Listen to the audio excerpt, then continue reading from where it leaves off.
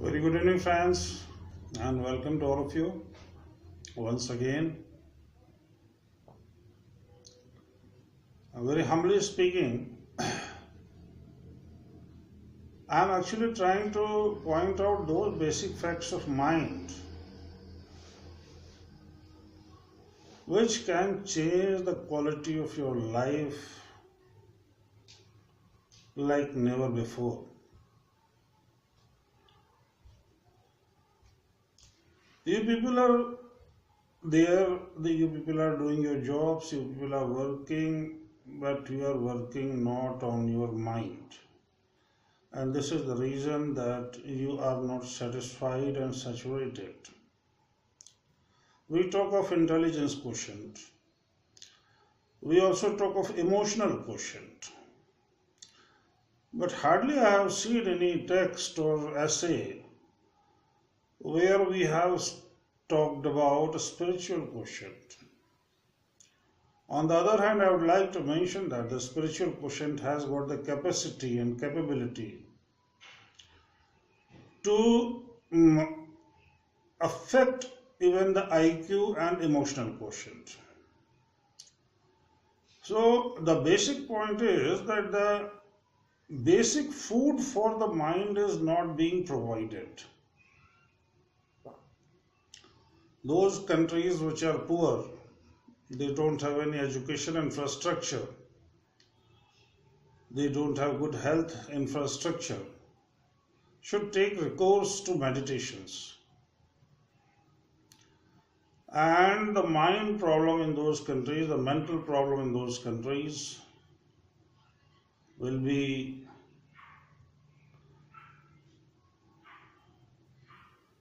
largely affected if you resort to the techniques of meditation. The techniques of the meditation range from watching your breath in and out to pranayam, jap, and ultimately the self-realization, the realization of the Brahma, the eternal Brahma.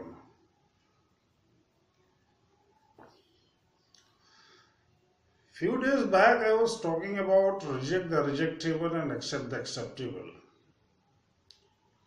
Now I would like to give you the points which I have found are sufficient for your spiritual growth. And I have tried to simplify it as much as possible. First point that I discussed was reject the rejectable and accept the acceptable. Both are your duties, and both are your duties not only by birth but by the simple fact that you are a part of a large society, large biological kingdom, and everybody has sensitivity. Apart from that, the next point is, the next sutra is, it is my individual finding, be an object of satisfaction to your father. It greatly improvises your chance of going through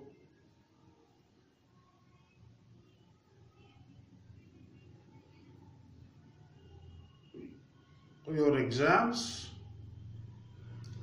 It greatly improvises your chance of getting work.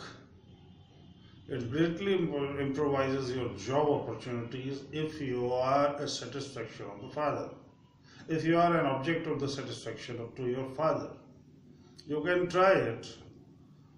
And mother and father simply don't matter by way of providing you things and providing you money.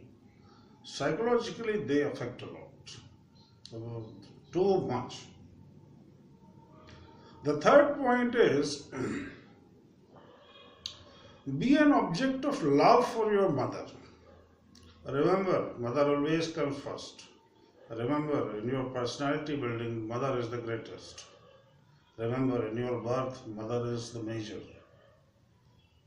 Be an object of love for your mother. Once Vivekananda shouted on her mother. So what his father did was wrote all those things on the wall. What Vivekananda said to her mother. And Vivekananda was so ashamed to read those scripts on the wall that probably he never did it again, and that greatly improvised his capacity. Now, if I am talking about mother and father, then I am actually essentially talking about memory, zeal to work, zeal to get a post, zeal to get a place in the society, as well as from memory to all the traits which a mother stands for: compassion, sensibility, love. Those in Indian society I have been seeing it since a very long time, and I know we are living a very mediocre life. The problem is that neither mother and father are doing their duties so nicely, and nor the children are taking interest in the family life as such after the age of 12 or 13, because then they get friends who are outside, a lot of friends in a school, and their psyche starts getting affected from the environment which is outside the house. So this is a mistake from the mother's and father's side also. And a child of age 12 or 13 really cannot understand what I have to gain and get from the father and mother. I am of strong opinion that mothers and fathers should have tutorials as to how to bring up their children, and this should pervade in the entire country, and this can get and lead to a very great resurgence of energy in the minds of wards, because a lot of energy is lost when the relation between and the behavior of the mother and father is not proper. Those children are almost always frustrated if they do not get love from their mother and father, if they do not get proper backup from their mother and father. They lose confidence in themselves. So what is actually happening in India for a country of 1.25 billion people, that we are creating wasted stock much more than utilizable stock in form of human beings. The prime reason is that the mother and father are not discharging their duties. Some of the European countries have got very tough constitutional provisions for this issue. But my observation is also that in India we have to educate a lot of persons. There are a lot of persons as to how should they bring up their child. So first point is reject the rejectable. The second point, reject the rejectable and accept the acceptable. The second point is be an object of satisfaction for your father. Third point is be an object of love for your mother. Fourth point is don't misuse your body. It is directly connected to your self-esteem and self-pride. When you misuse your body, it doesn't give good results, and body is, remember, your greatest friend. All other friends are actually because you have a body. And if you are misutilizing the body for any reason, for troubling others, for taking drugs, for whatever, it will reflect.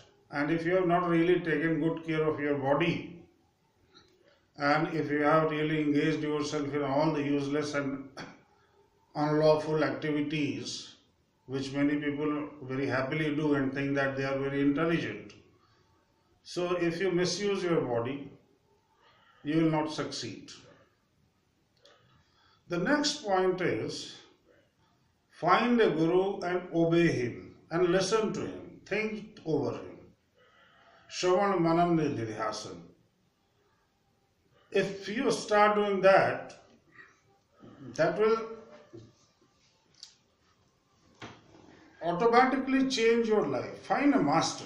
But whenever I say find a master, I essentially mean that the master should be self-realized. Because ultimately you are not searching the master. Ultimately you are not searching the body of a master. Ultimately you are searching the God. So the master should have reached to those heights and those levels. Then whatever he says, whatever he does, observe it carefully, listen it carefully, think over it twice or thrice, remember it, and try to apply it in your practical life. This will give you the first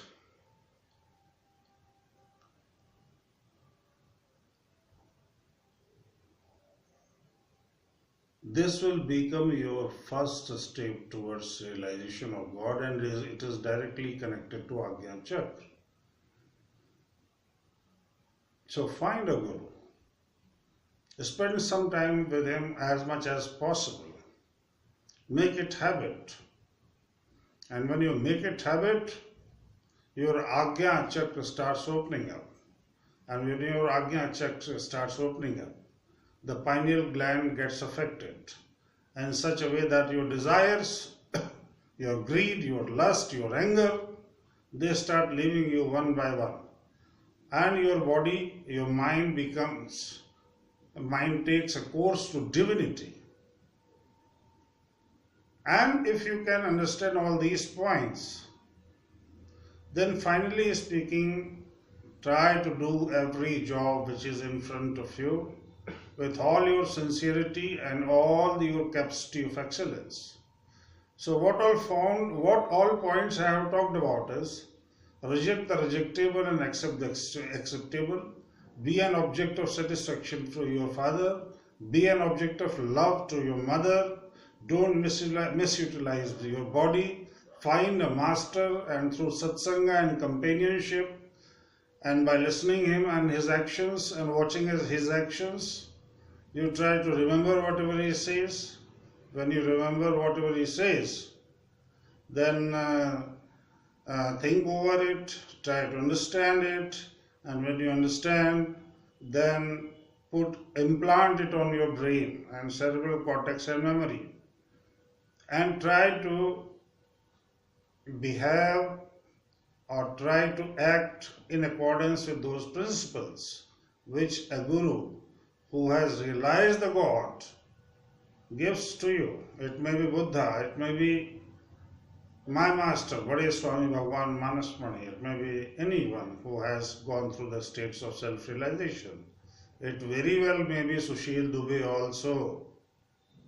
And if you, as a last step, are eager to discharge your duties which are in front of you, it's a guarantee that someday you will realize the God.